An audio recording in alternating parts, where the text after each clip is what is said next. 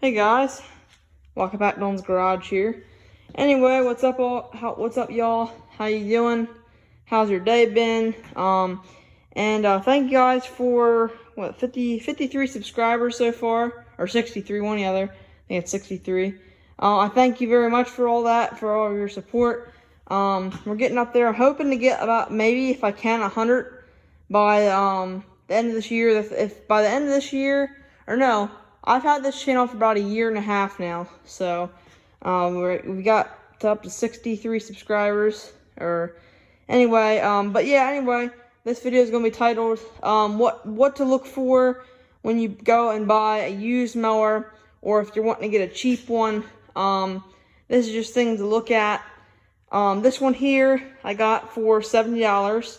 Again, I'm going to buy it and I bought it, and now I'm going to fix it up and sell it.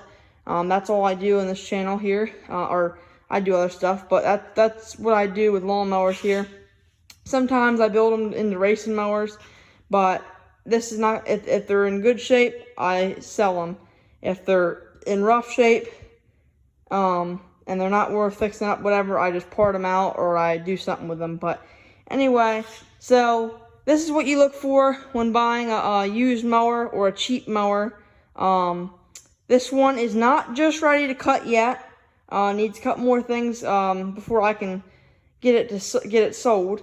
Or needs a couple things. Anyway, so this is going to be what to look for when buying a used mower.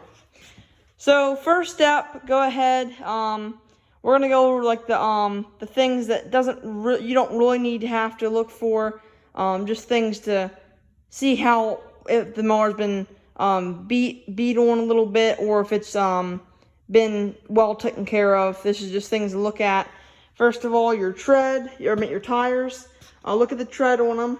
Look and see if there's any dry cracking in. Like you can see here, this tire has plenty of tread left on it. You can see it's got good amount of tread, and there's no dry cracking in this tire and all four tires. I have checked that, but like I said, I'm buying them cheap, so there might be some of these problems I'm saying that might be wrong with this mower, because I bought it cheaper. But if you're buying one for cheap like I am, or you're actually trying to buy one to actually mow your lawn. But in this case, I'm going to go over like you're trying to buy it and just ready to go. It's all ready to go. Anyway, first of all, like I said, just to look over the body. Tires, like I said, look for them, see if they're bald, or if they're worn, they could be worn on a certain pattern. That could be an alignment issue, which is not really too much of a big deal, but it is stuff to look at. That could tell you if it's worn out or not. In this case, also you can look in front of the tractor. You can see these wheels are lined up pretty well, so this one does not have an alignment issue, you can tell. But anyway, that's the first step. Second thing is, look at the seat. This one has a little rip there. That's not a big deal, but sometimes you get mowers. Most likely it's a John Deere when this happens. The seat is all ripped up and all that. That could tell you if it's been left outside, or if it's been kept inside. Just depending on that. Again, not too much of big deals, but just look for it. If there's any rust on the tractor, which in this case I don't really see any. But that is another thing to look for. Like I said, that's just the body. Now, if we're going to get into mechanically stuff, first off, get down here, check your blades. In this case, they're getting worn, and check your bearings. Hold on to the blade and move up and down. In this case, these bearings are good. The blade does not move up and down, but grab a hold of the blade, shake it up and down, rotate it, make sure it turns. And that's that. Get under here. Don't be afraid. Put the deck all the way down. Check for if there's any rotted places on the deck. Now, most likely, if you're buying a mower to mow your grass, then you won't have that problem unless somebody hasn't took care of it. But get down there, check your blades out, check and see if there's any rot holes in the deck. Go from there. Next, if it's a hydrostatic transmission or a 6-speed on the thing here, go ahead, make sure it shifts all the gears, make sure it doesn't not want to go in any of the gears, check all that. just check it on the mower. Again, this definitely has a little bit of surface rust, but that is not a big deal. I'm just going to paint over that and all that with some black paint. But that's not really a big deal. But now, what is one of the big deals is the motor. Pop the hood, check the battery, see when the last date of it was changed. That could tell you when the battery was last changed.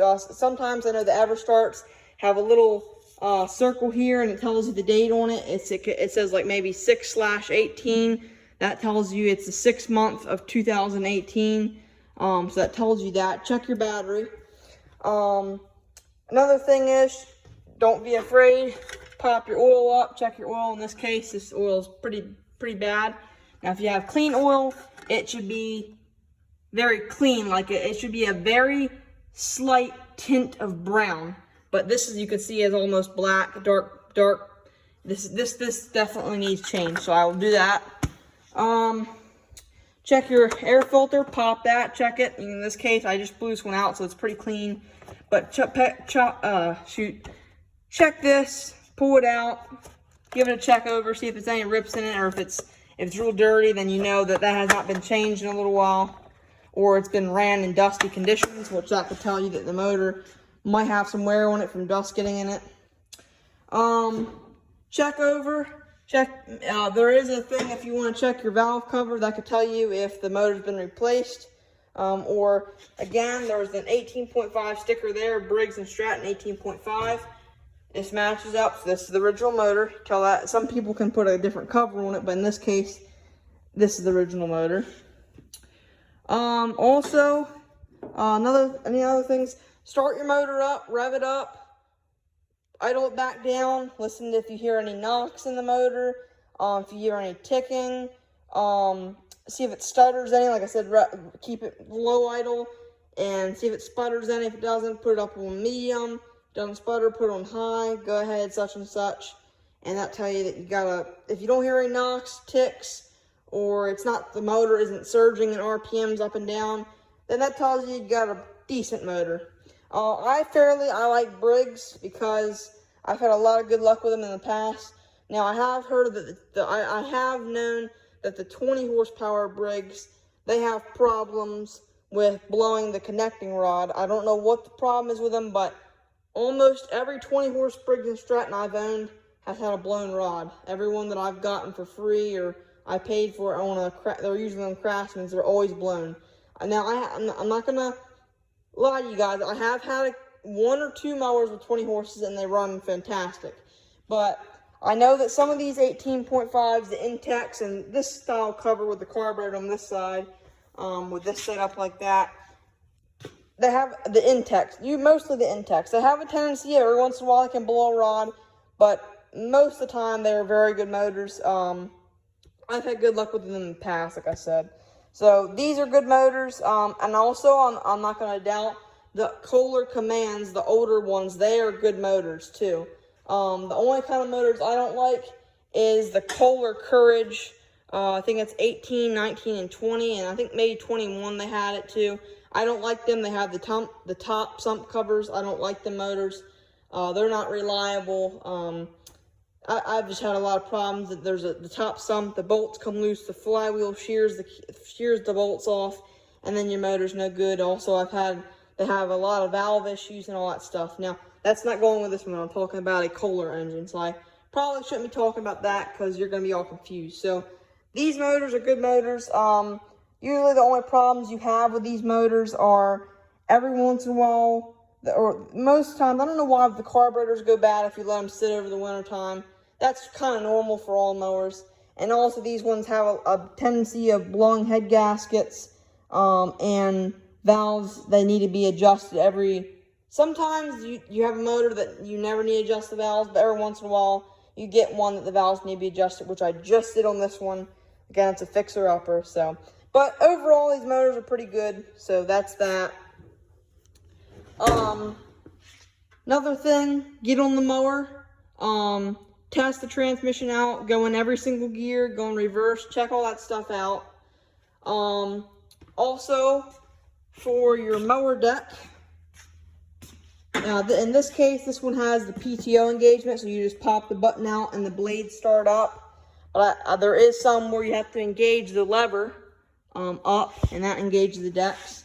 Try again, if you have one with a lever engagement, push that lever engagement up, let them blades run, get the deck, move it up and down, and make sure you don't have any grinding noises when you move it up and down.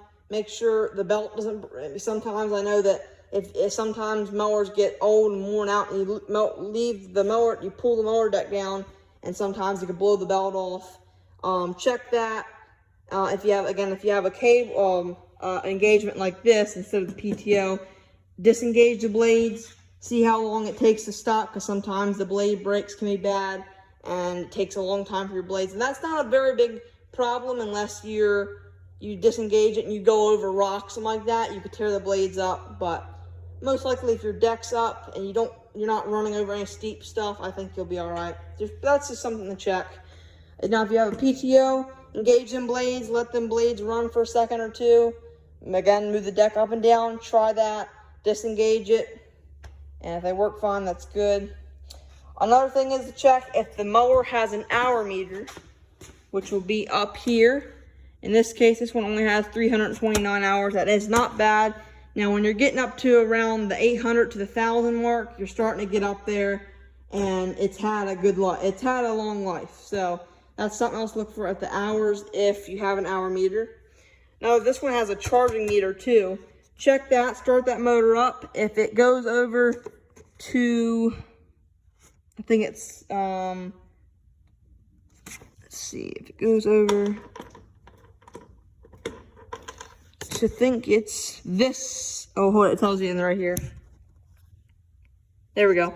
If this little red lever goes this way, that means your motor's charging. It's good. If you start it, it has to be running. If this little lever stays right in the middle there, it's not charging. You could have a bad stator. And if it goes over this way, you have some kind of wiring problem, and it's decharging your battery. That's something else to look for. And that is something mandatory, because but sometimes they don't have them. Most time you won't have to worry about that, because there shouldn't be any problem unless your wire's been fooled with by somebody. And that's another thing. Get under here, open that hood up, check for wiring issues, see if anybody's been messing with wires. Again, I don't see any on this one, but check around the motor, make sure nobody's been cutting and zip tying wires and all that stuff. And if they have, check with them and see why that was like that. And I mean, that's pretty much it. For checking out used mowers, I mean, check the headlights if they work. That's not a mandatory thing, but check it. Make sure you're hit. Sometimes I know John Deere's have plastic hoods and they like to break. This one does have a metal hood, but the grill is plastic. Check that. Make sure it's not busted in any places then your hood could fall off. Just check things like that. Go over the mower, check it out. And that should be a little tour guide for me doing garage here. And I hope you guys enjoyed this little quick video, 13 or about 14 minutes long. I hope this teaches you something, guys. If you're going to buy a mower, this is for you. And I hope you guys enjoyed. Like this video, subscribe if you haven't already. Comment, feel free to comment anything you need, just not anything inappropriate. And I thank you guys for everything, for all the support. And thank you guys for watching. Later, guys.